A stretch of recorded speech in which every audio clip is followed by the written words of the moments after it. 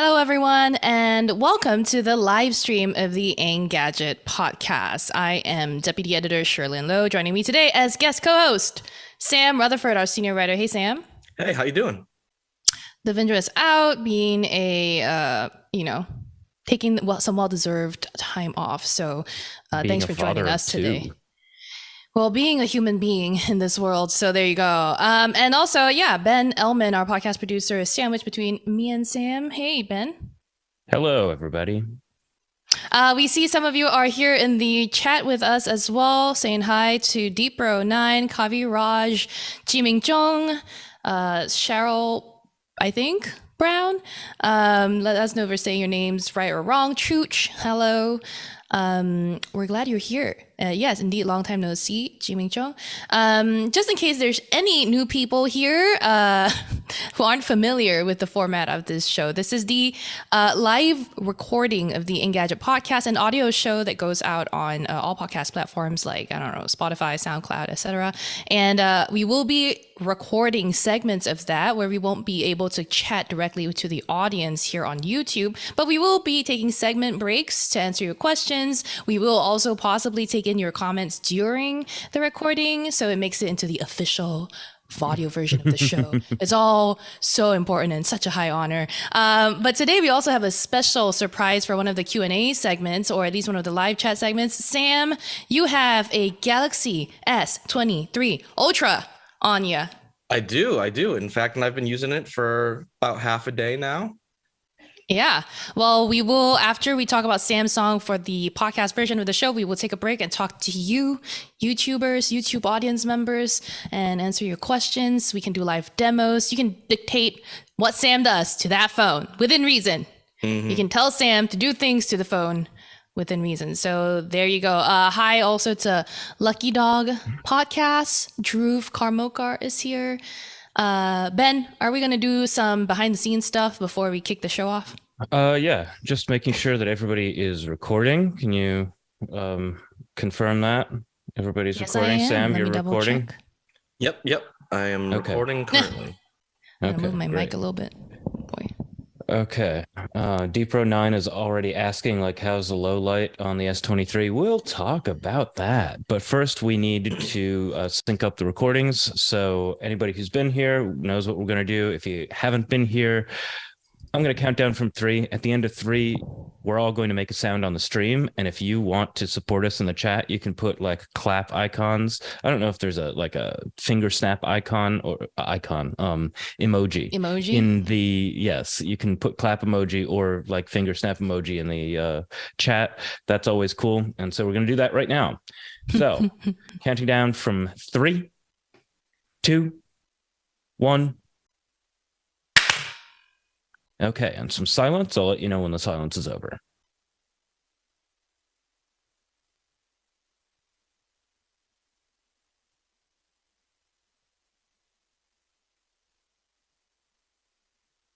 Okay, silence over, and let's get into it. And just before we get super into it, hi to Wyatt. Declan Flynn has an important question I want Sam to answer, which is it lickable? Mark Dell says, hey, it's Sam to talk about song. And then everyone else clapped. We feel the clap energy. Love it. Oh man, I forgot to tell people to hit the like button during the silence. I'm trying to get people to do that more. But yeah, hit the like button so more people see us. All right, and we're going to kick off the show. But yeah, again, if you're new here, we will be answering your questions after we record the audio portion. All right, ready? Hello, everyone, and welcome back to the Engadget podcast. I'm Deputy Editor Sherlyn Lowe, and today joining me as guest co-host in Devendra's absence is senior writer Sam Rutherford. Hey, Sam. Hey, how you doing? Are you already recovered from Samsung? No, I am not, but I am very glad that I do not have to kill myself right after this to review a phone that is actually on you. We will talk more about what Samsung unveiled yesterday at its Unpacked event, as well as maybe some of your impressions from having the phone for kind of maybe 12 hours or less at this point, maybe some early impressions from your point of view. We're also going to dive into our review of the Apple HomePod, as well as some news from tech layoff land, and more. So this episode is going to be quite a big one. As always, if you're enjoying the show, please make sure to subscribe on your podcast catcher of choice. Leave us a review on iTunes or, again, the podcast platform that you're using. And if you have any thoughts, send them to us, podcast@engadget.com. We also do a live stream of the recording of this show every Thursday at about 10:30 a.m. Eastern on the Engadget YouTube channel. We take your questions live. This week, for example, we're doing a live demo of the S23 Ultra. It's usually a fun time, so come hang with us. All right, on to Unpacked. Can that be my intro? Okay. All right, so Sam, you and I did another live stream yesterday, basically watching the Samsung Galaxy Unpacked event together with our YouTube audience, and it was an event, right? I mean, for me, It sure was.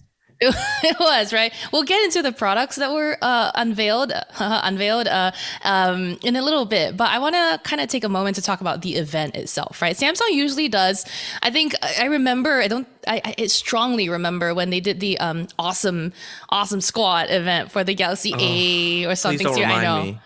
It's one of my favorites. Honestly, I don't think I've ever had so much secondhand cringe in such a great way. And last time they did an Unpacked that I remember anyway, there was like an Emily in Paris sort of a sketch or skit. Yeah. There was a Downton Abbey tie-in not too long ago too. Remember that? I think. That's right. I know they keep pushing these Hollywood, not Hollywood, like TV series, pop culture, like. Entertainment, whatever's popular at the moment, right? Yeah. And so I know you were very disappointed that a certain somebody or a group of somebodies didn't show up yesterday. Yeah. There was one year where they did have BTS show off the flip phone, but this year, I mean, despite a tweet showing the silhouette of some kind of band, we did not see any of the BTS boys. So that was kind of disappointing. I also am still more of a Blink than a BTS ARMY person. So not as bummed as I would have been had Blackpink been teased and not shown up. But yeah, but instead of all of those appearances, this time around we got Ridley Scott.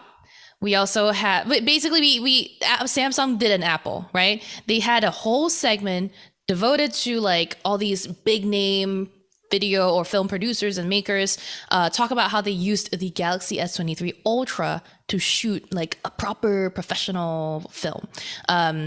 What did you think about that? Short film, by the way. Short film. Yeah. Of course, the issue with this short film is that neither of them are out yet. So, they did a big, talk and dance about, hey, you can use the S23 Ultra with its huge new 200 megapixel camera to shoot, Hollywood level movies, which is great. But at the same time, we've kind of known this. This is not the first time we've shot a movie on a smartphone. Apple has been trotting this out for a while. It's where you got that whole shot on iPhone campaign, back in the day. And then now you have shot on Galaxy, and then they keep fighting about it. And it's like, okay, that's cool. We get it. The camera is the big focus for the S23 Ultra. And yeah, I mean, let's use that to kind of get into the phones themselves, right? The Galaxy S23 Ultra, the Galaxy S23 Plus, and the Galaxy S23 were the phones that Samsung unveiled yesterday. And am I right to say the S23 and the S23 Plus were kind of just blah, very boring? I almost would say the same for the Ultra, but... Yeah, I mean, especially for the regular S23 and the 23 Plus, they didn't talk about them much at all. They're like, hey, we there was a little montage of them like removing the contour cut design from the camera, and now we have like big deal. Yeah, right. It's like I mean, we kind of nerd out about like design changes over phones a lot, but like I think most people don't really care. Like they think the phone like does it look good or not? Okay, cool. I don't like they don't care about the familial lineage of phone design. Possibly unpopular opinion, but I actually liked the contour cut. I think maybe it added some wobble, perhaps. And I know that you have some sort of idea for testing the wobbliness of phones. I love that. Yeah. But I liked it. I thought it was pretty. I don't know. Oh, for sure. I mean, I thought that gold and blue, so gold and purple like color combo they had in the last generation, very nice. I just think that like they tried to make a big splash with the whole contour cut design, and people were just like, "What?" Like they didn't get it. Yeah. And so I think Samsung decided to move away from that, which that's fine. Yeah. Deepro 9 in the chat also says the second I put a case on my phone, I don't care what it looks like, which is a very good point. A lot of people. And it's definitely most people. Like I know that I'm the weirdo because I don't like putting cases on my phones. Same. But most people, they can't, like, you know, they don't have the security to be able to do that. And you know, life is too risky to risk to like, you know, have your phone vulnerable to all sorts of accidents. I know. I mean, these phones are fairly sturdy. I mean, they're all IP68 rated as per previous Galaxy flagships. The main change, we'll tell you the main change, right, to the S23 and S23 Plus before we move on to focus on the Ultra. These two are the more mainstream friendly Galaxy flagships. The big change this year, in addition to changing up that rear design for the camera housing, there's new selfie cameras. They're up to 12 megapixels sharp now, up from 10 megapixels before, and come with all of the software improvements that Samsung's introducing as well on the Ultra, like One UI 5.1, some nightography stuff, some improved processing. You've got dual OIS for the front camera, dual pixel autofocus. But the rear cameras remain unchanged. The screens remain unchanged. The batteries are a little bit bigger, 200 milliamp hours bigger each. They use the Snapdragon 8 Gen 2 for Galaxy, which I think we can go into a little bit after as well. Mm-hmm. But I think by and large, those are the main differences from the S23 and the S22. You know, slightly higher peak brightness is 1750 nits across the family, but you know, no real change in resolution. So yeah. And, you know, design changes, they all have flat screens now. The S23 Ultra is like slightly more curvy around the edges, but that's about it. But yeah, so not a much. Ton to talk about in terms of, at least definitely the standard S23 and the S23 Plus. But the S23 Ultra, I mean, last year, if we think about the S22 Ultra, the big thing was that, S Pen is coming. S Pen is coming on board. This is the new Note, blah, blah, blah. This year, it's like, we're good. We're done. Here's a 200 MP camera. Yep. We're going to put a big camera sensor in the back, and we're going to kind of call it a day. You were telling me yesterday that there's no brand new S Pen features. So yes, it still has a stylus included, and it fits inside the phone, but don't expect much in the way of new features. And so really, I guess let's get into it. Let's talk about what's going on with this new 200 megapixel sensor. So instead of having the Nona binning, which is the 9:1 binning that they had last year, now they've increased the binning. So you still have by default, that same 12 megapixel final image, but you can choose between 50 megapixels and that full 200 megapixel sensor image if you really want to see every single pixel. And then importantly, it still has that 100x space zoom, which is a 10x optical zoom with all the way up to a plus 10x digital zoom. That's how you get 100x. And then, but that's not the same. And remember, that is on the telephoto camera, which tops out at, let me double check this, at 10 megapixels. The 10 megapixels. Yeah. Both the 3x and 10x telephoto lenses or the cameras on the S23 Ultra are 10 megapixels. There's also an ultra wide that's 12 megapixels. But Sam's right.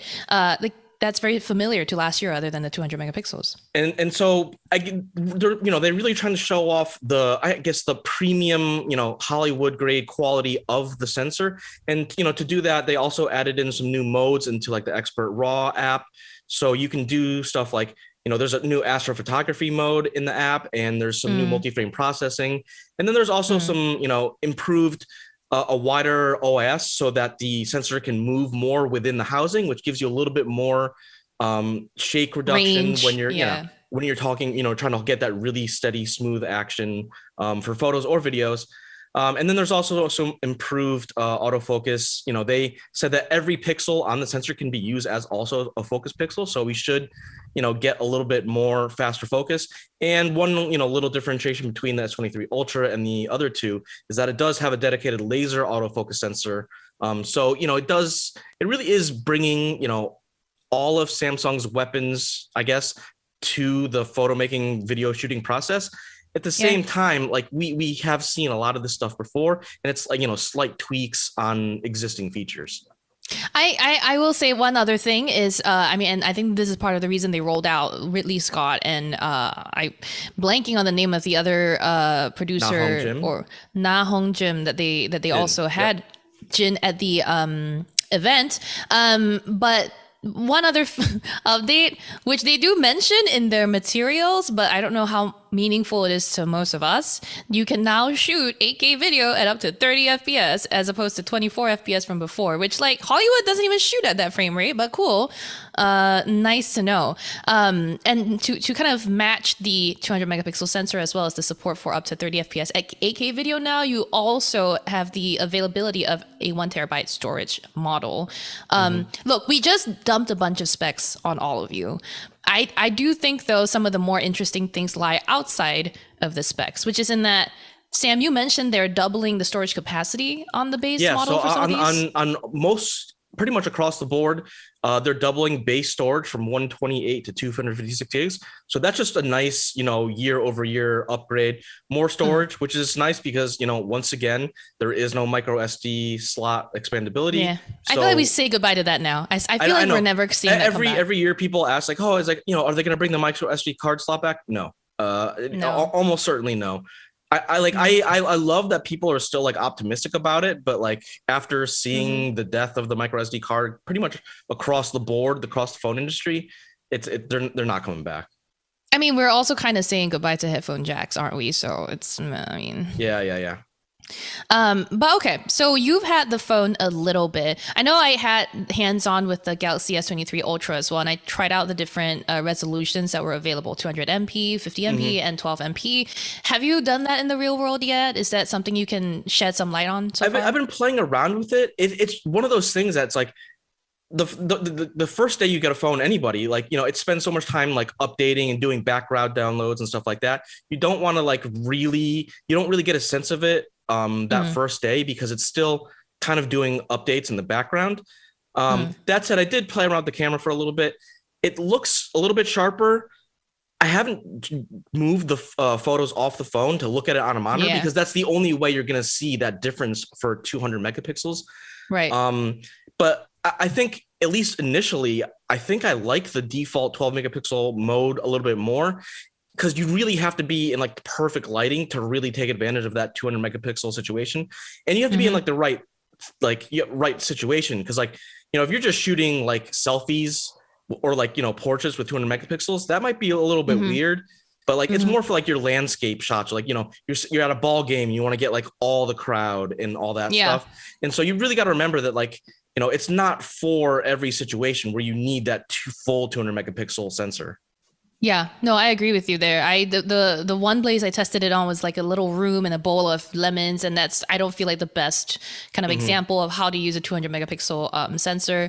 But we'll be looking forward to your review. In the meantime, too, the one other thing that I thought stood out during my hands-on with the S23 Ultra was One UI 5.1. I've talked at length about this both on the last live stream we did, on our hands-on video, which you can watch on the Engadget YouTube channel, and we even made a special like video about One UI 5.1 software features for our TikTok, which, by the way, if you haven't followed and you use TikTok, go follow at Engadget on TikTok. We're trying to grow our audience. Help. But yeah, so One UI 5.1 will ship on all S23s and also is coming to S22s and older, I think. It will come with down the line. Yep.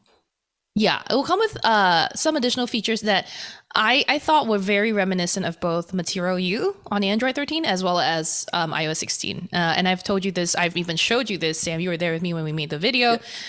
Yeah. So one of your favorite new features is the image clipper, right? Because you got to be able to.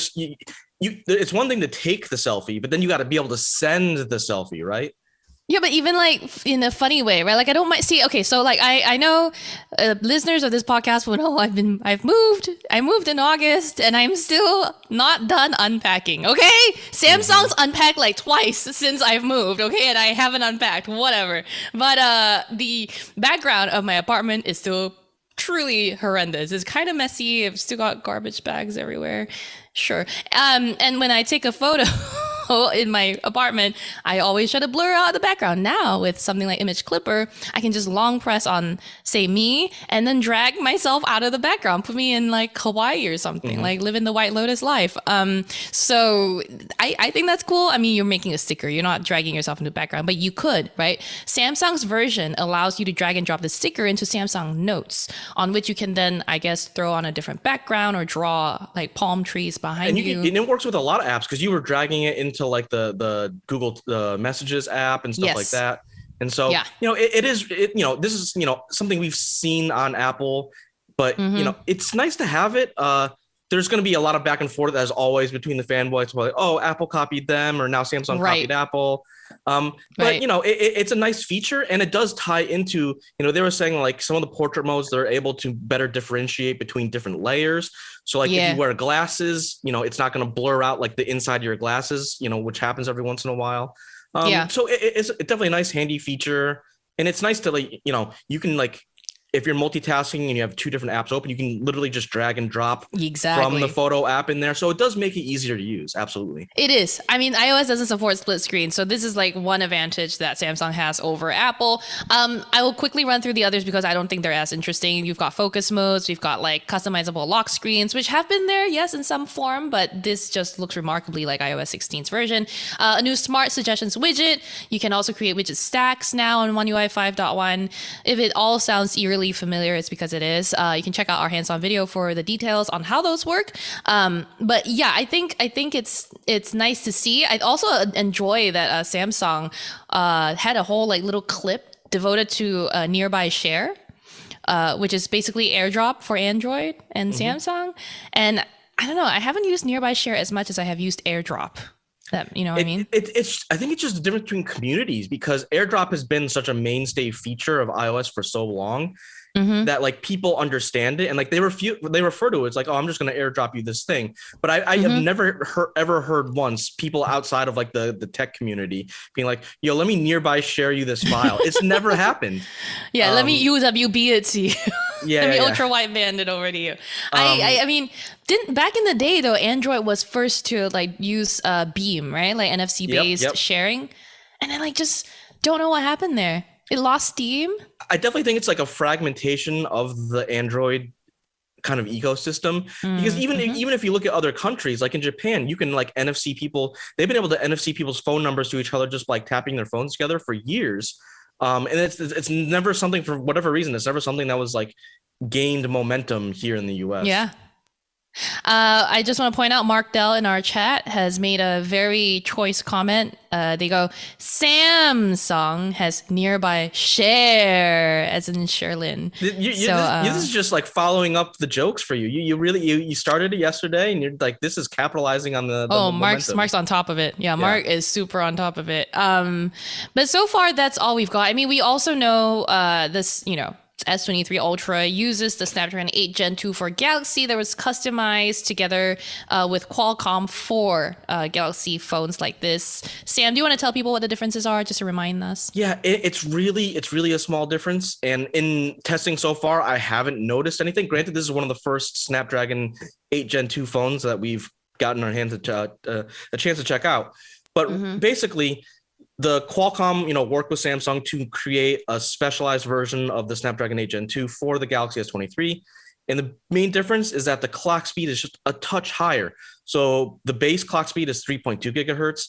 And then for the Galaxy platform, Snapdragon 8 Gen 2, it's 3.35 gigahertz. So the difference is about 150 megahertz, which is really not a ton.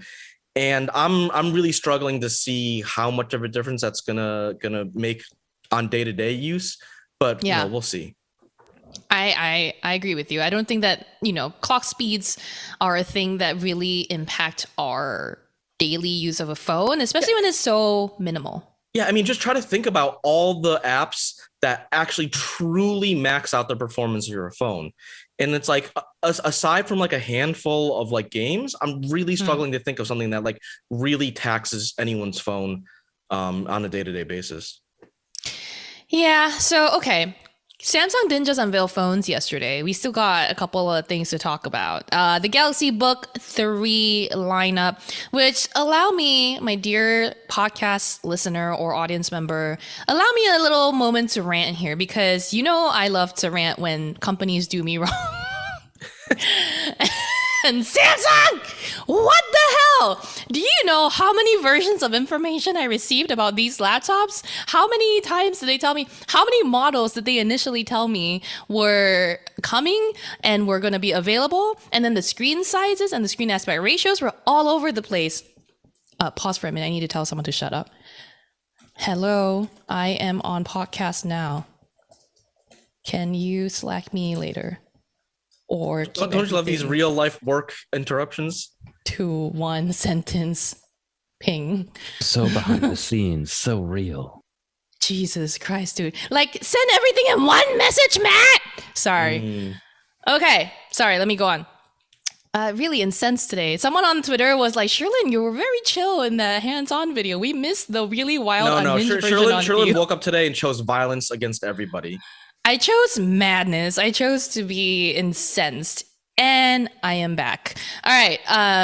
Last thing I said was Samsung gave me different Okay, so anyway, if you watched our hands-on / first look video of the Galaxy Books and found it a little short, it's just because there's so much conflicting information. We had to edit the video several times after we actually did have it ready and export it, and it became just so watered down. I was like, you know what? We're just going to call it a first look. But I did go hands-on with these laptops. And basically, I'm still kind of confused as to what's going to be available. So the Galaxy Book 3, okay, there is a basic version of the Galaxy Book 3. It is probably the 360. There is like a non-pro convertible model. Then you step up to the Galaxy Book 3 Pro, which is a clamshell Pro model of the laptop. Then there is the Galaxy Book 3 Pro 360. Convertible version, blah, blah, blah. And then the Galaxy Book 3 Ultra, which is the star of the show. And also the first time that Samsung is bringing the Ultra branding over to its laptops. You just confused me with your rundown. Okay, so for anyone who is as confused as Sherlyn, there's 5 new Galaxy Book models. There's 2 versions of the Galaxy Book 3, which is a clamshell. There's the 3 and the 3 Pro. And they're available in 14 and 16 inch sizes, depending on the model. And then there's 2 360 2-in-1s, and that's the Galaxy Book 3 360 and the 3 360 Pro. And then, obviously, as Sherlyn alluded to, there's the kind of new flagship, which is the Galaxy Book Ultra. And that's supposed to be their most powerful Galaxy Book ever made. And we'll get into why that's the most powerful in a bit. We also see the pricing and the date of availability that's super different from everything that we've been told on the slide that I just see on our live stream right now. It says back on your how Samsung has wronged you horse. Yeah, I'm sorry, Samsung. You're telling me now it starts at 2,200 when you told me in your email that I have a copy of for a receipt that it starts at 2,400. I can't. I sure, thanks. So anyway, hey. It starts somewhere upward of $2,000, the Galaxy Book 3 Ultra, and it'll ship with either a 13th gen Intel Core i7 or Core i9 processor, as well as, depending on the i7 or i9 version that you choose, you'll get an NVIDIA RTX 4050 or 4070 graphics. And those are extremely powerful, I think, right, for the size and the weight? Yeah, I mean, they're just a couple steps down from NVIDIA's top of the line laptop GPUs. But, you know, a 47 is more than powerful enough to basically play any game on the market, you know, do all sorts of video, photo editing. And so it's definitely like a really nice all-rounder. And I think the thing that impresses me the most is that, you know, you used it and you said it's still a pretty thin laptop. Yeah, it's a 16-inch, you know, display. So it's not, you know, exactly petite, but it's definitely like, you know, it's got a decent amount of horsepower and it's pretty thin for the size, you know, and performance. And, you know, I like seeing that, especially more laptops with discrete GPUs. Yeah. I wish, you know, in some alternate world that Samsung had made a 14-inch version of this, because I would really love a 14-inch thing with a discrete GPU. I would totally be happy with a RTX 4050, but, you know, maybe that's just me. I really like 16 inches starting to like where, you know, if you're carrying it around for a day, it's like, you know, oh, is my back going to be hurting? Maybe not. It's like it's not quite a chunkster. People who've listened to the podcast from the past know our scale here. Okay, it's a chunkster, honkster, onkster, or stir. And I think on the laptop scale, this one's not a chunkster. At a chunkster is probably like a freaking ROG or Alienware or something. This is more like an onkster of a machine, but it's got like chunk power. You know what I mean? Okay. So Right? It's got up to an 47. onkster with chonkster performance. Yeah, a chunkster with onk Okay. power. Yeah, let's do Oh, that. you're hurting my head with this. We really enjoy hurting your head. Happy Thursday. But okay, so no, this was a very thin light laptop. I mean, obviously we need to run benchmarks to know how it performs, and also real world use to see if it heats up a lot, if there are fans that whir very loudly.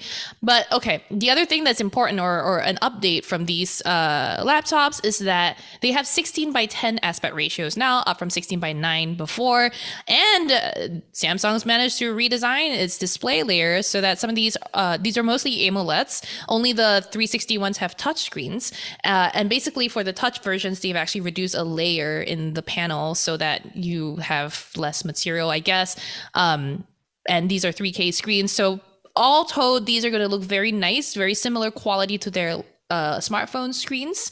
And I guess they're targeting creators and gamers with this stuff. So a good screen is not only just important for those people, but also what Samsung tends to excel at, right? Like what else is going to set them apart in this very saturated laptop market? Right. And they do have 120 hertz refresh rate. So that's definitely very nice. It's something that you still don't see on a ton of laptops. Right. So, I get it. I think they're doing the content creator market right. It's just, it'll be interesting to see how far that actually penetrates into like actual buyers, because, historically Samsung, they've always had their laptop lines, but they haven't haven't made the same kind of impact as, some of their other bigger rivals, especially, your Microsofts, obviously Apple's, your Dells and whatnot. And of all those companies, I gotta say, like Samsung's the only one that's still keeping this very MacBook-like design, this kind of boring by now look, which is sad because when Samsung first came back, I think I want to say like 3-ish years ago with the Galaxy Book series that are laptops, they made them pretty. They made them like they had a unique design. Again, I will keep talking about the Galaxy Book Flex with the QLED screens, I believe. There was some laptops earlier in the day. Those had nice designs. I don't know what happened, Samsung. Now you're like tapered edges or tapering sides and super slim profile, boring ass colors, going after the MacBook. I mean, in fact, a lot of people were saying, right, this is what Samsung's answer to the MacBook Pro 16-inch. I had multiple people ping me yesterday. It's like, is that a MacBook? And I go, look, I can see why you're saying that, but it's definitely not a MacBook. It runs Windows, it doesn't, there's no Mac OS. But I definitely see the similarity, and I don't blame anyone who would be confused, at least from the design. Yeah. So what else did you like about these laptops, Sam? I find that with Samsung burning me and gaslighting me per our live stream producer Julio was like, that's a screenshot from the event, which is fair enough. Samsung's just, I just feel so burned from all of that I don't know that I'm excited about these laptops. I think all the specs and components, they were pretty smart in, picking out which to really emphasize. We're talking about great screens, AMOLED 2X screens, 120 hertz, 16:10 aspect ratio. So hold up, who has the Sam. Loud siren in their background? Yes, that's me. I live on a busy road. Okay, yeah. So can you keep an ear out for when the siren is gone, and then maybe go back to the beginning of what you were saying? Yes. So I believe it's gone now. So let me just revisit that. I think in general, Samsung definitely, they were smart about picking the right components, the right performance, going for that target. We're talking nice, 16:10 aspect ratio, AMOLED 2X screens, 120 hertz refresh rate. So the display is going to look great. But you have a choice between i7, i9 chips and 4050 or 47 GPUs. And, you have a decent amount of ports that have Thunderbolt 4, you have a full HDMI. And so I think relatively thin and light design, maybe not the most unique look, but that's okay. So I'll be curious to, test it out when it actually arrives.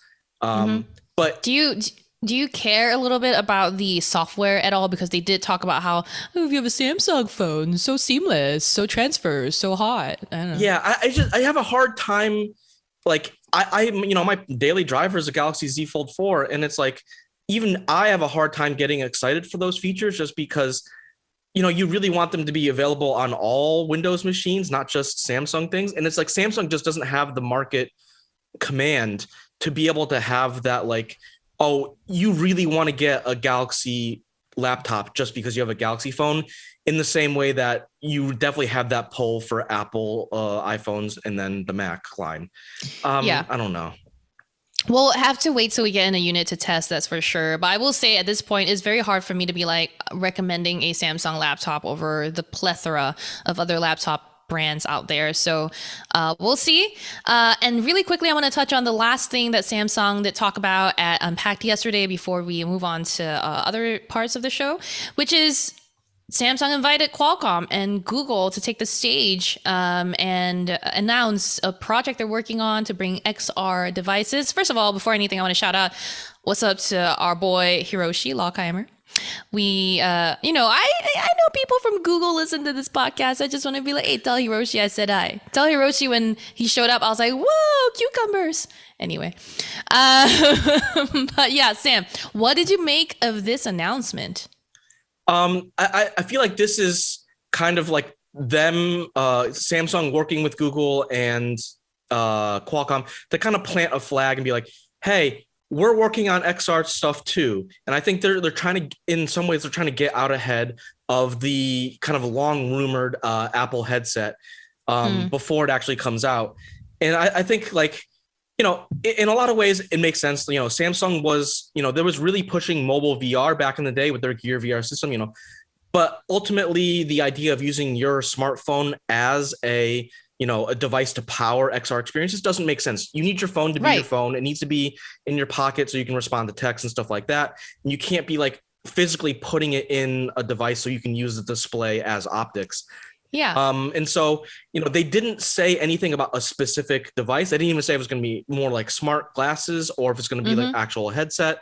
But they did say that they are working on together to produce some kind of XR experience. Theoretically, you'd imagine, hey, Samsung's good at hardware. Let them handle the design and, a lot of the components. Let Google do its own thing, do the software. Maybe they'll handle a storefront of some sort, and then let Qualcomm handle the chip. We see the Snapdragon XR2. That's the chip that they use in the MetaQuest Pro and Vive's recent headset. So the partnership makes a lot of sense, but they, very critically didn't give us pretty much any details about what this device is going to be. Say that, hey, keep an eye out. We got something coming in the works. Don't even know when. Could be next year. Could be maybe late this year. Who knows? Is this? I don't know American terms very well. Is this a definition of showboating? Showboating is usually when you gloat over people after you win. They haven't won anything yet, so they haven't done any gloating yet. Okay, they're just showing. All right, so here's the thing: we talked a lot more about this on our live stream yesterday. I think we speculated a little bit about what Google brings to the table. Specifically, we all know about Daydream VR and how that went. And I don't know if we have a lot of hope for this. I personally also think that this is a very Qualcomm thing to do, to come out ahead and say, hey, we're working on this, stay tuned, and like just try to get as much media and audience attention as it can before anything really happens, and then drum up hype, which will then lead to disappointment, because very often hype up stuff. I mean, I think that's very much why they didn't talk about like, hey, this thing's gonna have like 6 degrees of freedom, or it's gonna have like inside out tracking. They like, didn't want to talk about any features in order to like avoid hyping it up too much, especially this early. Exactly. So we will have to pay attention to the news coming from Qualcomm, Samsung, and Google to find out more. I don't know if we even have a time frame. Did they say this year or no? No, probably. I don't think so. Yeah. Well done. Not vague whatsoever. Really love events and news like this. Maybe more info at Google I/O. Who knows? Yeah, who knows? That'll be actually pretty fun. But in the meantime, Sam, I know you'll be working on the Galaxy S23 Ultra review. We don't have other review units just yet that I know of, so stay tuned. If you want to see Sam's experiences in, I don't know, real time, Sam, will you be sharing any updates or samples anywhere? You can always follow me on at Sam Rutherford on Twitter. Hopefully I'll have some camera samples to show off while I'm working on a review, but expect more coverage sometime next week. All right, well, we look forward to that. All right, let's take a break and talk to the audience right now. I saw a lot of questions. Wait, before we Sam, start, I want to yes. play. I want to play a quick pop quiz for the audience. Oh boy. Okay. I have the Galaxy S22 Ultra and the Galaxy S23 Nice. Ultra right here. Can people? Okay, you can now you can see the cameras. Can people actually tell the difference of which one's which? I mean, I know which one's which, but Sherlyn, you know which one's chat. which only because you know which color the new one is. But Yeah. they look the same. Yeah. Look at that. Yeah. It's ridiculous. Hold the whole phone in frame, not just the top part. Just the whole goddamn thing is the same. Yep. Does anyone has anyone guessed? Anyone in the chat? Yeah, okay. guess in chat. Yeah, people, you know, come on, if guess. you say which color, you know, is the S? Just tell me, is the S23 Ultra the cream one or the black one? Well, don't worry, we'll wait. We'll wait for the answers. Meanwhile, really quickly, I want to go back up. I'm a Blink, meaning I am a Blackpink fan. I also enjoy the occasional Blink 182. So there you go. The Deep Pro 9 and Mark Dell both pointed out our chat was on fire yesterday. Yeah, when we do live streams of big events like that, they tend to go wild. So Go Buddy ahead. 305 Love got it. The white one is the S23 Ultra. But honestly, like aside from the S23 Ultra having slightly flatter sides, the edges on the S22 Ultra last Can you year, hold them up side by side Yeah. profile to show us the curvature for both? it's really honestly, it's really hard to see unless you're holding it. You like even if you look at it, you don't really notice it. You can only like really feel the difference in your hand. And so it's just like the edges are more square on the S23 Ultra. Right. But that's about it. I mean, some people in the chat also guess black or white, so I can tell you there you can't tell the difference from just viewing it like that. Really quick, Mark Dell also said, I don't know, according to Samsung, these are the best phones ever. I never heard a company make those kinds of claims before. Yep, exactly. I was gonna say if a company is launching a new line of phones and it's not their best line of phones ever, something has gone terribly wrong. We've gone backwards this year. That we just had always a bugs me second every best time. phone. It's like, and like it happens every year multiple times. It's like someone trots out, it's like, this is our best iPhone or best Galaxy ever. And it's like, it better be, otherwise I don't want to hear about it. Yeah, no. I for once would love a company to come out. This year we've made our second best phone ever. Yeah, I'm waiting for that day. Okay, so explain yes. this to me as more of a like casual observer. You are saying like, oh wow, you can't tell the difference between the S22 and the S23 at all. Where the iPhone, you haven't been able to tell the difference between various iPhones for the last several years. That's a good point. Up until Dynamic Island, a lot of the iPhone design has looked very, very similar. So maybe that's one more thing Samsung is stealing from Apple's playbook. They're like, oh, we're going to confuse them into everyone. So you just buy the newest one and, you'll be good. And then don't even try to tell the older ones apart. To be fair, I don't think it's a bad thing to not change up your design if you've landed on a design that really works, right? But I think iPhones generally have a sameness to them. In fact, if you think about the third-party accessory market for iPhones, the less they change physically, the better, actually, because then you can use the same case. I wrote about this a while ago, and like this is kind of like the playbook that a lot of like fast food restaurants go by. Is that in some ways the appeal of especially the iPhone in particular is that there is that familiarity. It's like if you know how to use an iPhone, you know how to use all the old ones. There's nothing confusing about it. And so in some way they're kind of selling you a comfort, like a hominess, where you feel more comfortable using this product because you've used previous versions of the same thing. And so there's definitely something to that. Absolutely. And then from the perspective of like production, they probably get the best numbers on like just producing the cases. I'm not talking about like cases over the phone. I'm talking about the like chassis, for sure, internal sit-in. Yep. If they don't change it, so they can just make the like iPhone 12 same as the iPhone 13. And they are just making these cases en masse and getting the best per piece number on producing that. Yeah, I mean, people. That's something people don't talk about a ton. Is like, Tim Cook got to where he is because he was like a wizard of supply chain management, and that's how he rose to be like so high in Apple even before he was CEO. And so there's definitely something to that where one of the reasons why Apple really succeeds is they have like better scale than like almost every other company on the market, and that's definitely an important thing to consider. And it kind of explains why Apple design changes in the way it does.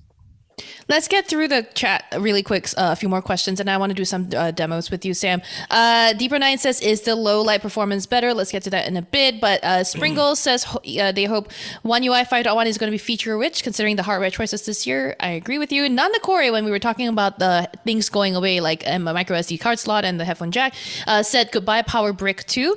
Salmonk also said at least they didn't get rid of the SIM card slot yet, because we all know Apple's done away with it. And then, yeah, so Sam, have you taken any low light photos? I have. They look good. I basically, for me, my low light photo comparison is always like the Pixel 7, with the night sight photography. And right now it's pretty close, but it's going to take a lot more shooting environments. I was only able to go outside for a little bit last night, and so it's not a ton. I don't have a ton to go by. So right now it looks good, but it's kind of to be determined as far as like, is it better than the Pixel 7 Pro? Hard to say. Yeah.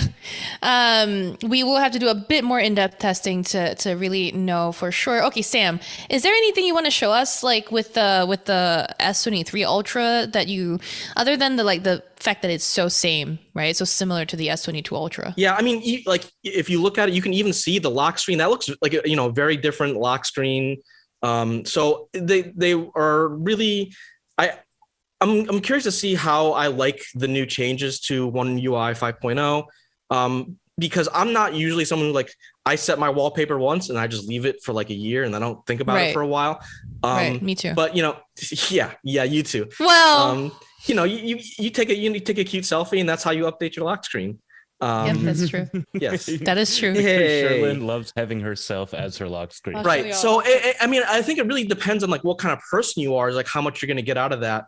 Whereas like I just think it's weird to put people's faces like as my wallpaper. I don't care who it is.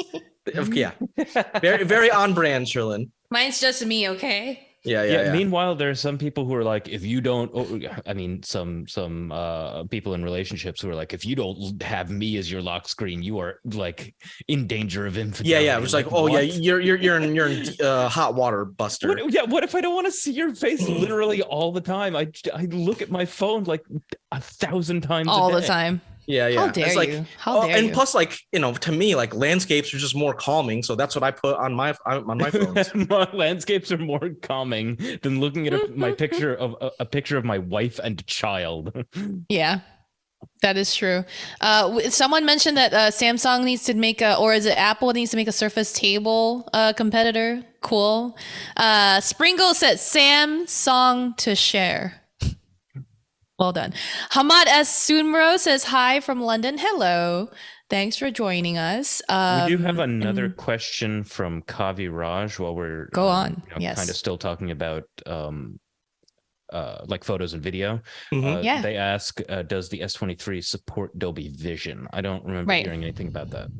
I believe it does, but I'll have to double check with that. I remember a version of HDR was supported. I know Dolby Vision isn't exactly that. They definitely support HDR10. I think it supports Dolby Vision, but it's not in the spec sheet, and so we'll have to follow up on that one. I mean, just by guessing, if you have a phone that can record in 8K, then why wouldn't it be able to do this? Yeah, I mean, it is a weird licensing thing, because companies have to pay Dolby for that Dolby Vision licensing certification. Yeah. I mean, it's kind of like Thunderbolt being a like Intel thing. Exactly. A lot of behind the scenes tech stuff here. We're getting some Cyrillic stuff in the chat, and Super K says hello from Kenya. Hello, Super K. Nice. We love hearing when people just say hi from like international zones. So everybody tell us where are you commenting from? There are two Mark Dells apparently in our chat. Really? The non check Mark Dell said, I have my cat as my lock screen, otherwise she gets super mad about it. And then Mark Dell goes wrong browser. So I guess you used your alt account. We've discovered you, Mark Dell. Yeah, that's do the name- real trick. You name your alt account the same as your normal account, and so that way you can't actually fool anybody. Yeah. Do name Charlie says you have 7 rabbits as my wallpapers. Hey, this is a year of the rabbit, so well done. Very proud of you. And hi to Buddy305 Love saying the EU won't let physical SIM die. The Samsung doesn't want to have 2 different S23 phones. Well, Yeah, that's another thing we didn't get to actually this episode, which is the fact that all the global variants of the S23s have have Snapdragon instead of Exynos. Yep, and as some people were saying in chat, as far as I can tell, there is no support for Dolby Vision on the S23 line as a whole. They do support Dolby Atmos stereo speakers, but no Dolby Vision, which is a little weird. Yeah, it's kind of strange, but they don't support all the Dolby things, so we'll have to see. But I mean, those screens are great anyway. You know what I mean? Like, it still looks good. It's basically impossible to complain about the screen on the Ultra. It's gorgeous. Sam, can you pull up like a kind of fun kaleidoscope thing that shows the whole like color reproduction thing? Yeah, and then after that, I think we can move on with the rest of the show. Yep. Color. What do you mean color reproduction? Just any big picture. Like a fun big sure. like maybe like moving kaleidoscope for babies YouTube video. First of all, it would depend on the webcam he's using to show you the screen too. So like, it's not the best way to Right. Here we go. Meanwhile, let's see if there's anyone else to say hi to. Dpro9 from Tampa, Florida. KP says Mark Dell, aka Mark Dell. Hey KP, nice to see you again. D-Man says EST now is dead. Peanut Gallery. I have no idea what you're saying, D-Man, but hi, welcome. This is like a whole like stage script here. So here we go. Yes. Okay. I mean, so even through my web camera, you can see this is like a very nice screen. Yeah. And remember, it's got peak brightness in outdoors, boosted up to 1750 nits now, so slightly easier to see in sunlight.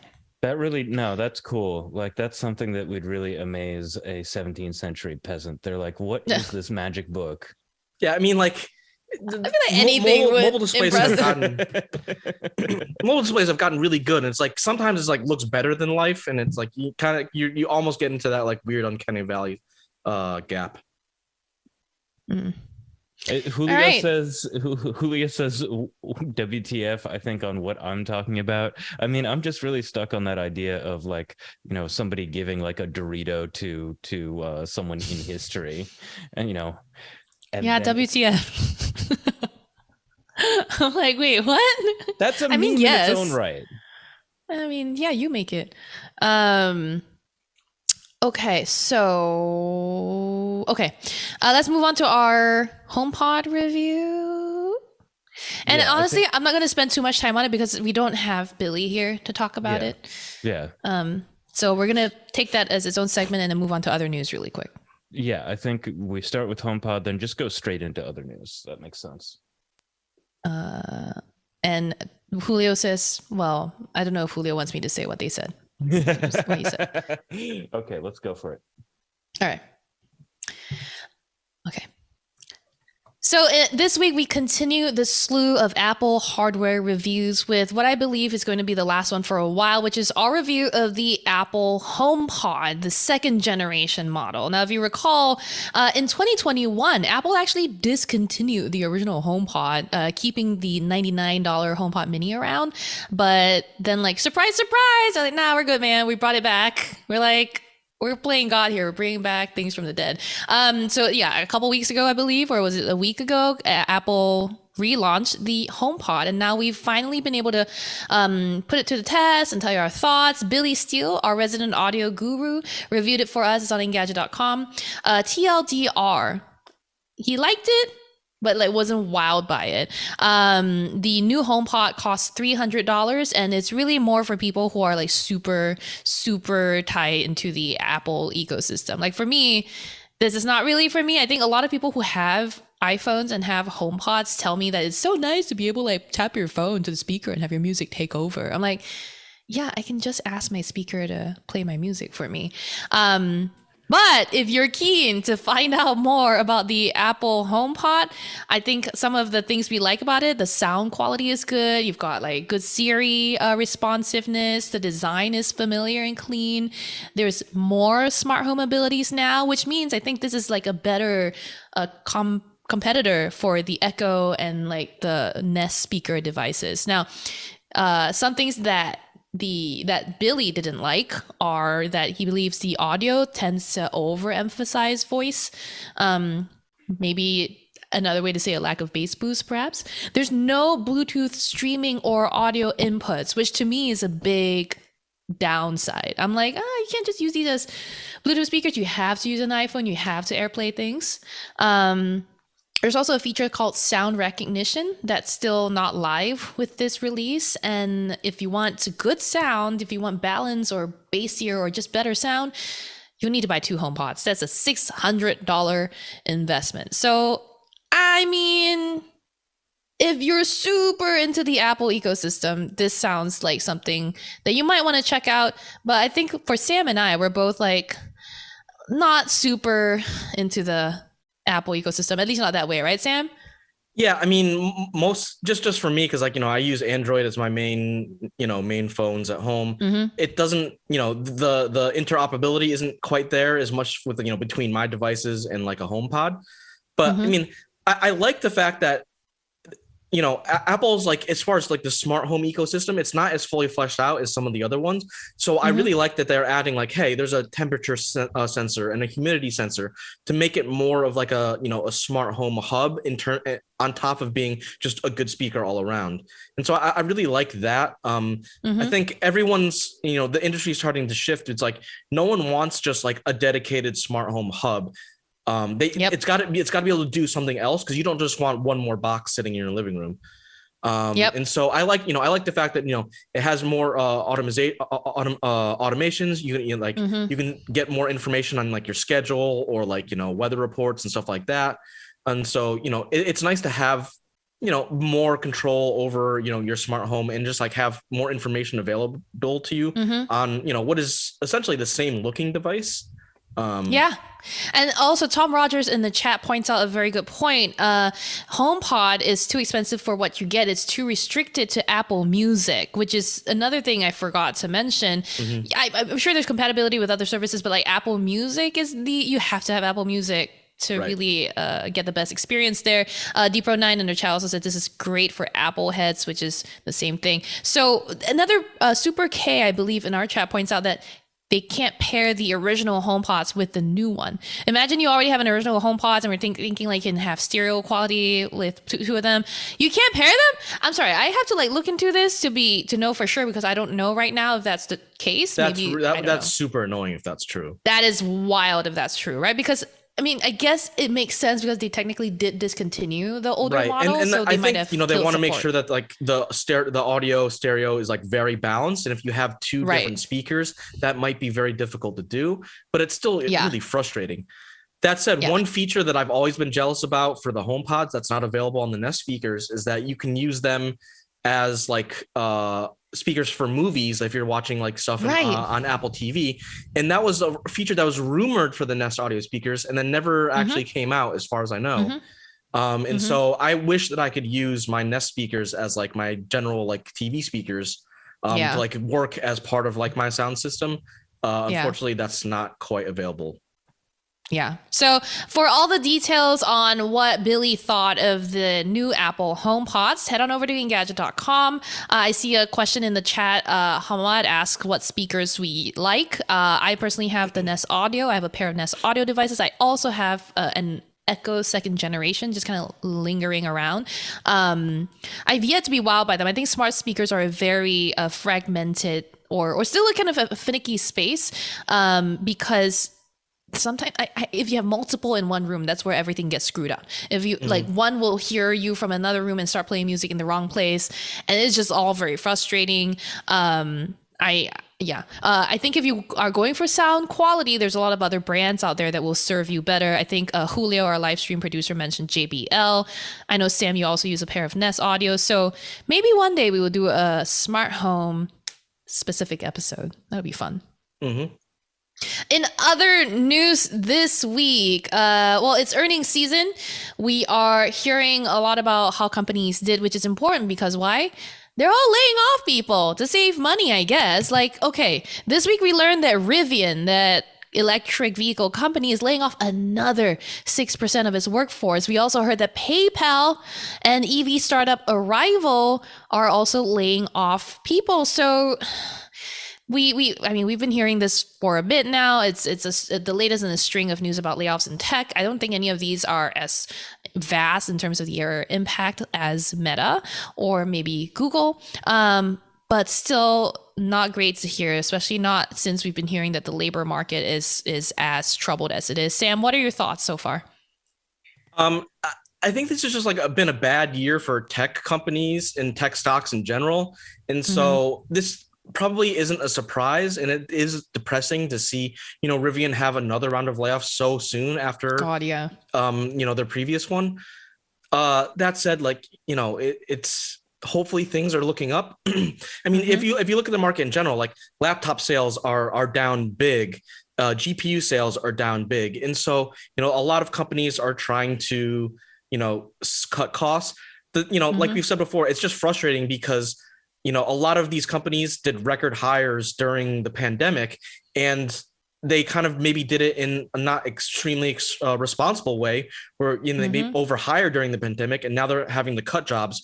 When if they had been a little bit more reasonable and like not spiked as much during the pandemic, maybe they wouldn't have to do layoffs now. And it's right. It's just like sad to see that, like, ultimately it's the employees of these companies that are getting jerked around, and that's just not a good feeling. I mean, it's maybe, I don't know if this is like because of all the layoffs that are going on, but like as I think about companies that now are hiring people, I'm just like, oh, have you thought about, what's going to happen to this job 2 years down the road? Like I get a little nervous now when I see people are hiring because where's the job security in this space? But hey, speaking of Meta just now, earnings season, like I said, is hot and heavy right now. And Meta announced its earnings yesterday. It's fourth quarter of 2022 earnings results. And it's still growing. It's still making a ton of money. It's still, clocking and netting users like crazy. And it's Mark Zuckerberg during its earnings call said that it is kind of restructuring, and that we know, right, more than 11,000 jobs were eliminated. But in a statement, Zuckerberg said, "Our management theme for 2023 is the year of efficiency." Efficiency is subtext for something else. It's for like squeezing the most out of your workers. I don't know if that's necessarily what they're going to do, but I don't have a lot of hope. I mean, in some level, they had to do something because a lot of people were worried that like Mark Zuckerberg's like deep dive into the metaverse is going to kill off the rest of the business, and it's like, well, that's just kind of, Facebook is a huge part of the business. The meta reality lab stuff is still like a pretty small, it sucks up, a decent amount of R&D money, but like, relatively to the rest of the business, it's not a huge as you might think based on headlines and news. And so it's like, I think this is a good way to like, revisit and like, see like, oh, here's how the company is doing as a whole, rather than like what you think based on, how many MetaQuest Pros has the company been able to sell? That's not really indicative of company health. And I mean, if you think about it, what do people think of as company health, right? If you look at the fact that Meta's revenue has actually shrunk over the last year, it's actually down 4% from last year. It still made $32.2 billion in revenue for the last quarter of 2022. So to me, making $32 billion, let's say, okay, this is revenue, not profit, whatever. Still a lot of money. Give me 1 million. I'm not even asking for a B. Give me $1 million. Sherilyn, now you're just trying to find ways to retire, okay? I've been trying to, for a long time. I'm like, I'll run my own business. But like, why are we so focused on growth? I don't know. This capitalism, whatever. Sure. All I'm saying is yes, on some level, it looks bad. Meta's performance may look pretty bad, but they'll be fine. And part of the cost cutting measures, which involved like reducing or laying off people, I don't know how necessary it was. I also think we should be aware that the tech industry can change on a dime. So there you go. Some other news, speaking of the tech industry changing, we've got ChatGPT, everybody's favorite AI, everyone's favorite bot, I guess. It's now going to cost $20 a month to use. Sam, have you used ChatGPT ever? A little bit. So it's always funny because people compare ChatGPT as like having the writing skills of like a senior in high school. And so it's always interesting to see, you know, that comparison and see how that comes out. You know, I think importantly, the Chat GPT, the OpenAI, which is, you know, they created Chat GPT. There's still going to be a free tier, but they're adding a pay tier in order to be able to fund, because, you know, based off the, you know, the last few weeks, people have been like trying to do everything with it. Like, you know, I've known some people like, oh, they tried to like have Chat GPT like write a smartphone review for them to see how different it would be compared to, you know, what they would actually do. Everyone's trying to find like a reason to like leverage Chat GPT in their daily lives, because like, oh, it's the promise of like, oh, it can save you time and energy, which I guess theoretically it can. You just got to be able to like spend a lot of time like fact checking it and stuff. Which like, does it double your work? I don't know. Yeah. So I mean, it makes sense. There's been like a whole huge AI rush to all these sort of, you know, not just ChatGPT, but like AI art and stuff like that. So I get it. You know, they're a company that got to pay for expenses. Okay. Yeah. I mean, the company that we were just talking about, Meta, also like Zuckerberg also mentioned generative AI in his statement on the earnings. So there you go. So the paid version of ChatGPT will basically grant you general access to the bot, the chat bot. Even during peak times, you'll get faster response times from ChatGPT, along with priority access to upgrades and new features. And this just funds the research. So as much as we were all a little hesitant and cautious about AI, I think ample research is necessary to see kind of exactly where we can go. And hopefully they're doing this in an ethical way where they're, you know, being careful about what they do with the chatbot. Sam, tell me about Star Wars Jedi Survivor, because it's more your thing. It's getting delayed. It's only getting delayed by 6 weeks to April 28th. But, you know, I think a lot of people are looking forward to this game. You know, it's that, you know, one of the big single player, you know, Star Wars games. You know, it's not quite, you know, Knights KOTOR like from back in the day, which is, I think, like kind of the standard like flagship for like what you want a good like single player Star Wars RPG to be. But I think the big loser actually in this is the fact that because of there's that new release date, it's going to fall on the same release date as Dead Island 2, which is another game that has been delayed for a long time. Right. And so maybe like that will cannibalize some of the sales. It always sucks because like usually, you know, for a big-ish game, you don't want anyone to like come steal your thunder.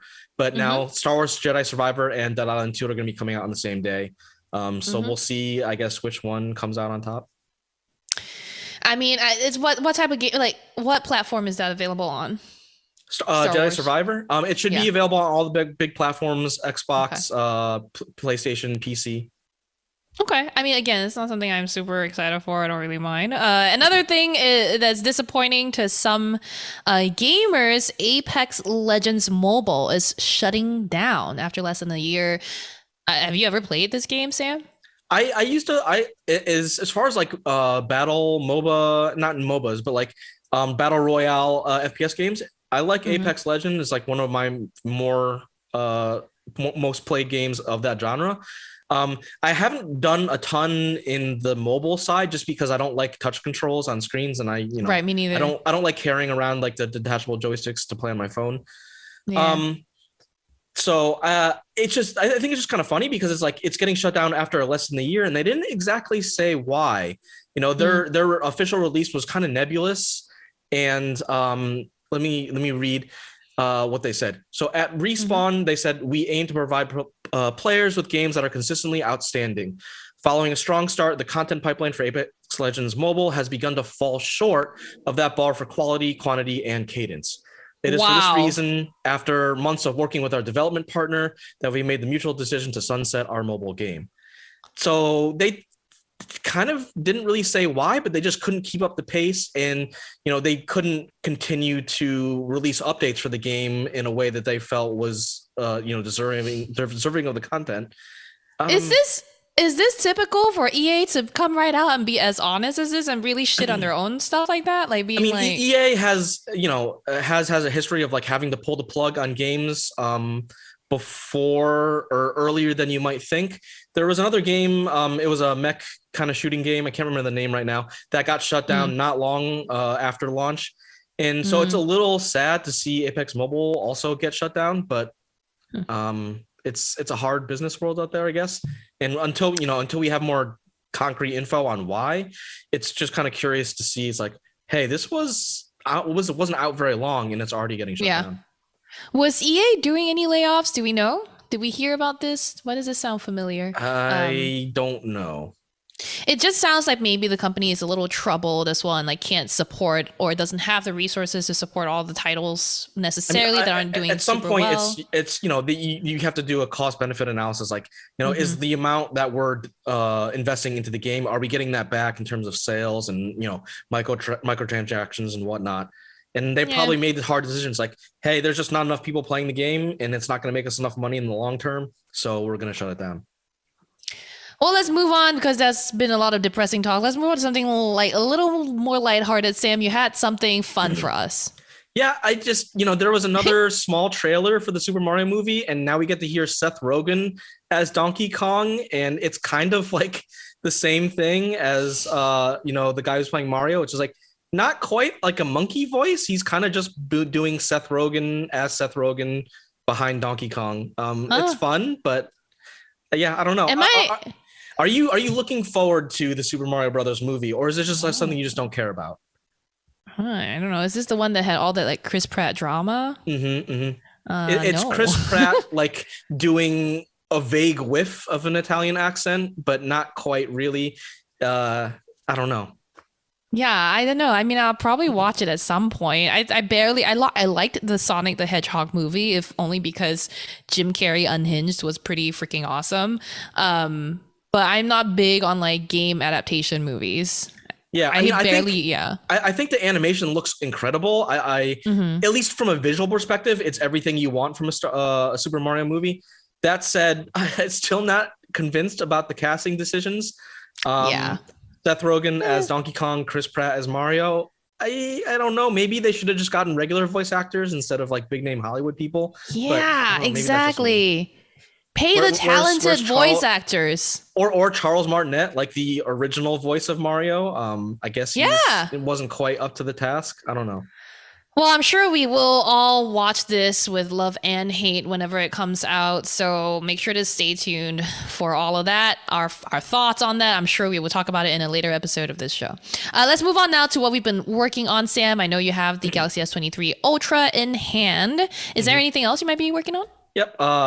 Also working on some reviews in the future for the Razer Edge, their streaming mobile gaming handheld. And the other Edge, the PlayStation DualSense Edge, which is their fancy version of like the Xbox Elite controller. I guess you're really living on the edge. Don't hurt me like this. No. Are you on the edge of glory? No. Please. Are you okay. I've been asked to stop. They are going to kick me off now. Yeah. I'm gonna be traveling a little bit for work coming soon. I can't say where yet, huh? I can't say where or what for, so y'all just have to like be patient with me. I don't know why people tell me secrets. All I go is tell people that I have secrets, and I don't tell the secrets. I just go. Well, and actually, this is fun because actually we don't even know what you're going to see. They say I don't know. Some unnamed company said, "Hey, show up at this date. We want you to come see something," and they won't tell you what it is until you get there. Yeah. So there you go. Secrets and mysteries. That's my life. Speaking of secrets and mysteries, our Engadget picks. This week, I would like to tell y'all to go watch Lockwood & Co. on Netflix. Lockwood & Co. is this British TV series about supernatural, basically a not post-apocalyptic, but like a world, a dystopian world where ghosts have become common. Ghosts are commonplace. They're haunting everything. Everything's haunted now. And adults or adults don't really know what to do with them, I guess. Like kids are the ones, like teenagers, kids have sensitivities, they have talents that enable them to both see or hear or whatever deal with these ghosts. It's something that they call the problem that happened in the world to cause all of these ghosts to manifest or whatever. And yeah, this focuses on an agency made of teenagers who have talents. They go ghost hunting and fighting. It is extremely good for some reason. I don't know why. I just like a good ghost show, right? But this has been very interesting to watch. So if you're looking for something new, it doesn't give me Stranger Things vibes, but it like just like in the way that British TV series are never like as extremely produced as US TV shows can be. I think there's that. If you prefer like a that's a nice way to say that British TV don't have the production quality of American shows. No, this actually has very good production quality. I just think it feels there's less artifice maybe. I'm not saying Stranger Things was artificial. I just think that there's something a bit different, right? And I couldn't really so it's not too scary. Sam, maybe you and Monica or your wife can consider watching. I don't know. My wife has a very low bar for what she can consider scary. This is true. Can we talk about what she thought was scary really quick? She thought Parasite was scary. I'm sorry. Yeah. Parasite was not scary. Yeah. I couldn't. I had to watch that on my own because she thought Parasite was scary. Even though it's like there are some shocking scenes. It's not like it's not something you have nightmares about, I guess. I mean, Julio are like, again, Julio, you all know who Julio is. Julio says it was disturbing. Disturbing is a better word for it. It wasn't like scary, it was disturbing. Sure. And speaking of Korean films, my other recommendation this week is not a Korean film, it's a Korean TV show called The Physical 100. This is on Netflix as well. It's basically not Squid Game, but like kind of a competition reality series of people who go in and push themselves to the physical limit. My gym family is going crazy for this. We're looking at the tasks, the challenges, and we're all like, I can do that. And so we have all I think the first challenge was something like everybody has to hang on the like pull-up bar for as long as you can. And I believe in the show, the winner got up to something like 20 or 30 minutes. And the first one to drop out was like a cheerleader who dropped out after 30 seconds. Hey, guess who I am? Yeah, no, I hung on our pull-up bar for about 30 seconds and I was like, I think I'm good. I think I beat the cheerleader and I'm good. But I could have hung on for a little bit longer. So anyway, if you're interested in watching physical demonstrations of physical feats of strength, this is an interesting one. It's also weirdly well shot for a reality TV series. So go check it out. Sam, what do you have for us? So this is a movie that I have not yet watched, but you have recommended it to me, said it's good, and it's right up my alley. So I want to, hopefully this weekend, I'm going to watch The Menu, which is the Anya Taylor-Joy movie that kind of pokes fun at the high end restaurant culture, I guess. Yeah. And as like, you know, I kind of don't like saying that I'm a foodie, but like as someone who is like appreciates, you know, a good meal, I'm very up for, you know, some satire about how ridiculous some of the high-end restaurant dining experience have gotten. I can't wait to hear what you think. First of all, we also know that I know that you're a great cook, but also, it's probably not what you're expecting.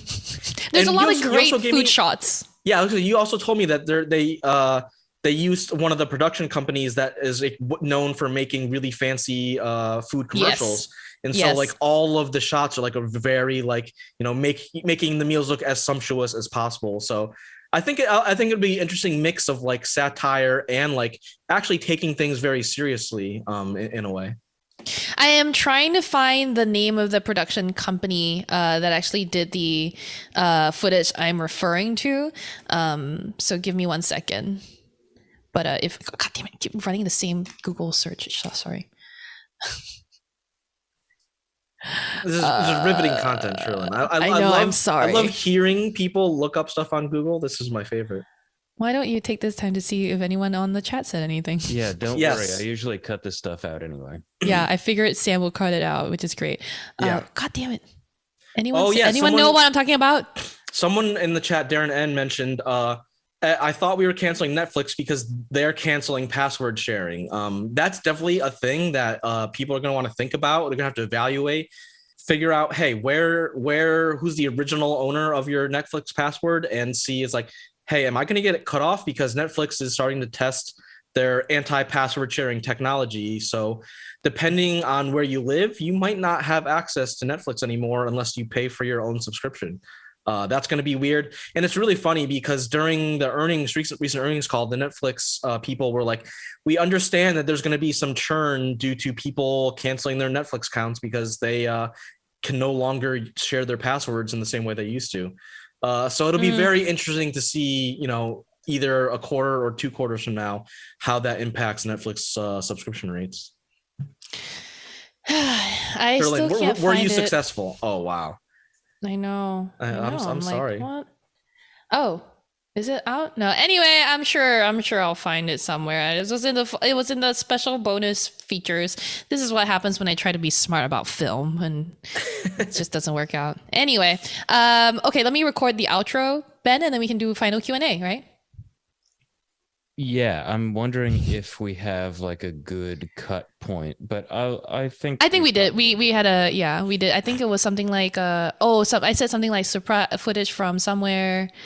Oh, we can just round up this segment and then move on to outro. Yeah. Sam, I hope you tell us all about whether or not you loved the menu. At least tell me, and then anyone else, if you've seen the menu and you know what the footage production company was, send me a tweet at Sherlyn Low, or you can send us an email at podcast@engadget.com. Okay, good enough. I think I'll be able to like figure out something. We'll figure it out.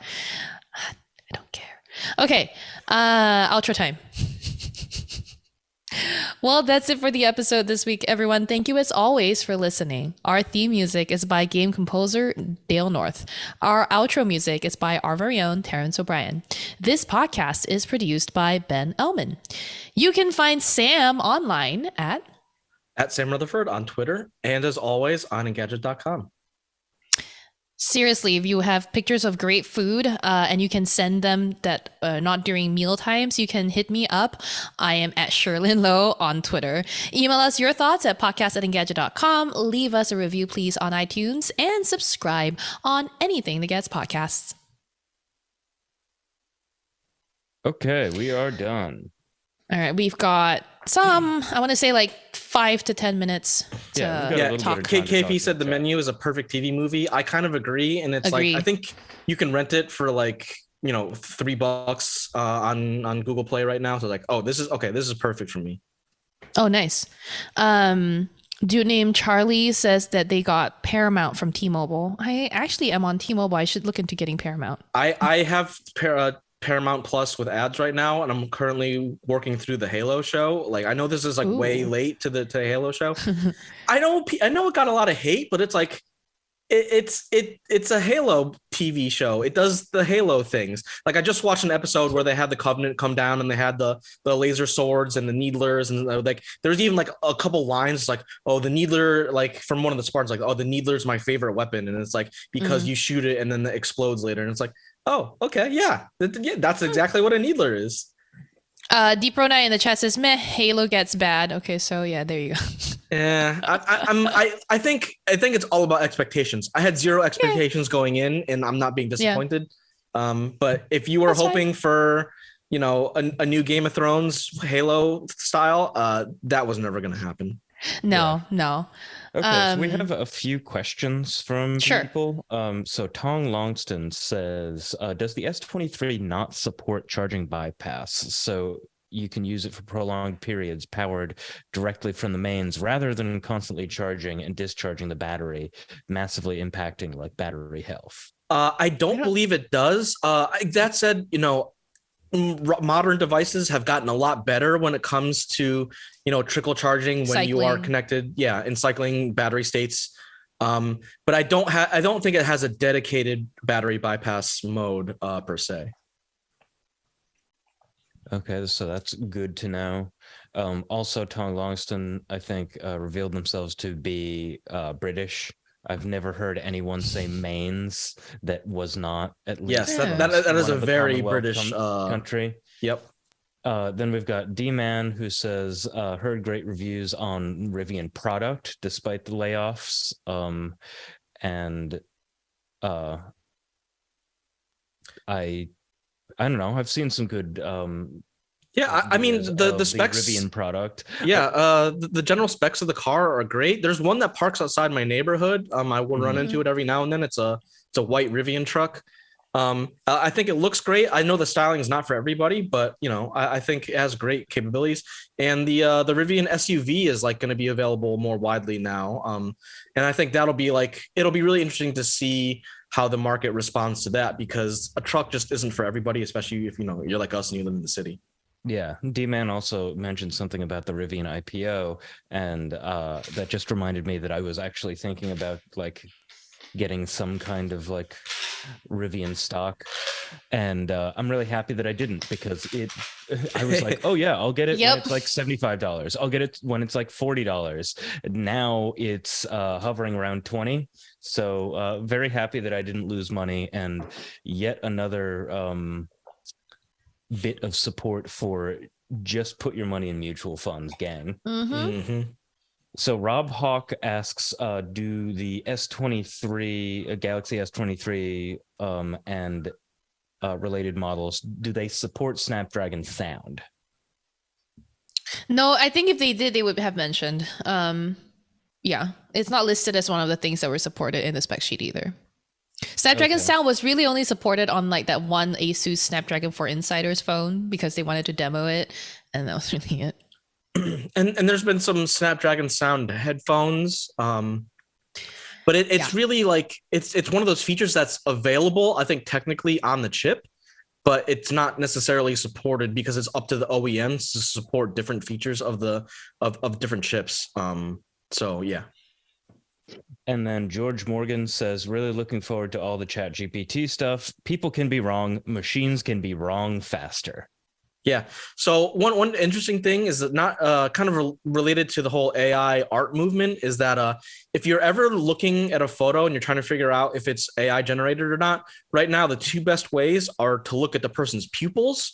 AI almost always gets pupils wrong. They're either like rectangular or triagonal. So it always looks weird. And then look at the hands. A lot of times, Pupils, teeth, a lot of hands. A lot of the AI Teeth. art, will come up with like people with like 6 fingers and stuff like that. So, and it's something, or 17,000 teeth. Yeah. right. And it's always interesting because a lot of people, like, your mind will just overlook that and they won't even notice anything until you actually specifically look at people's hands or eyes. And then you'll be like, oh, that looks weird.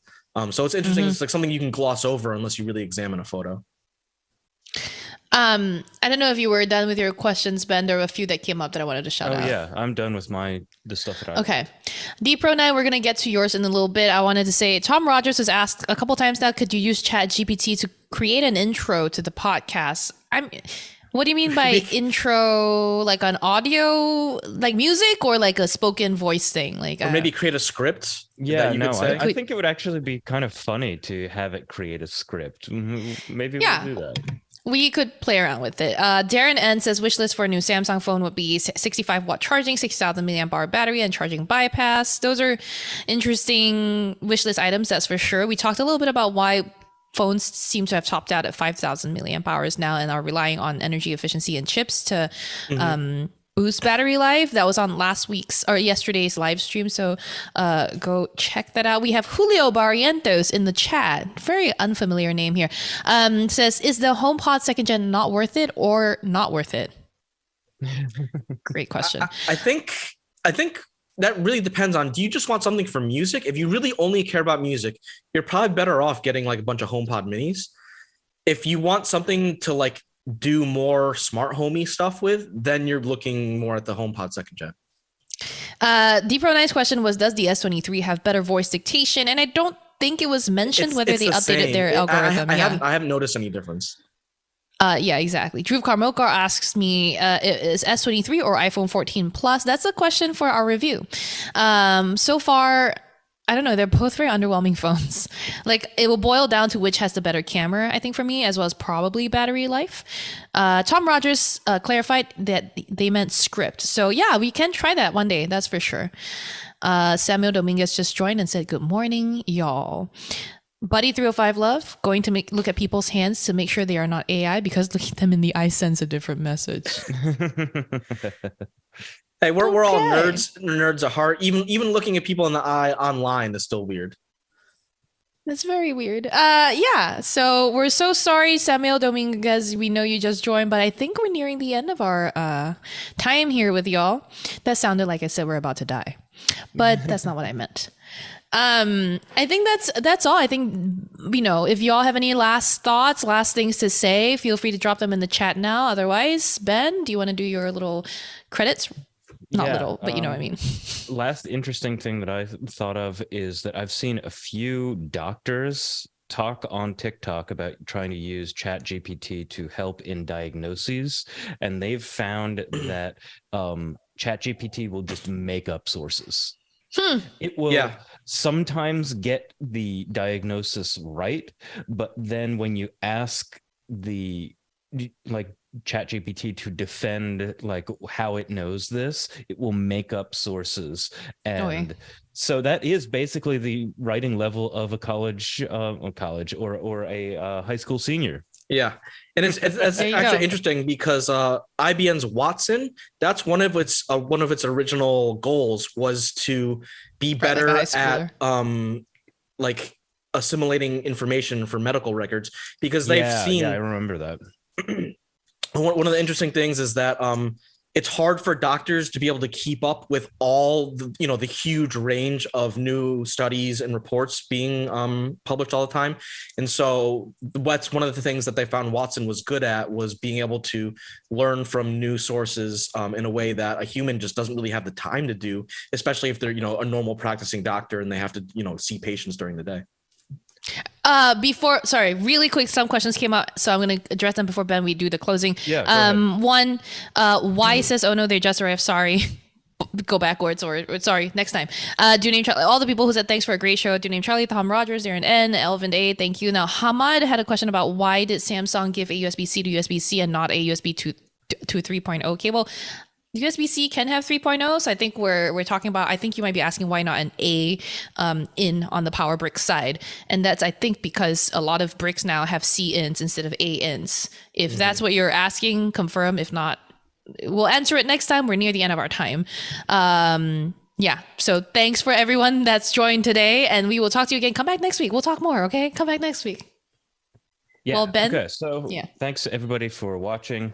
The video comes to you via our video team, which is Julio Barrientos and Luke Brooks.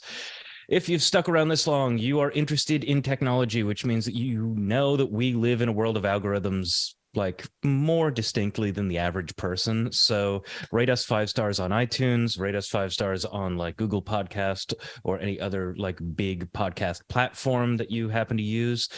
Tell a couple of friends, give us that in-person viral lift, and we'll see you next week. Thanks, everyone. See you next week.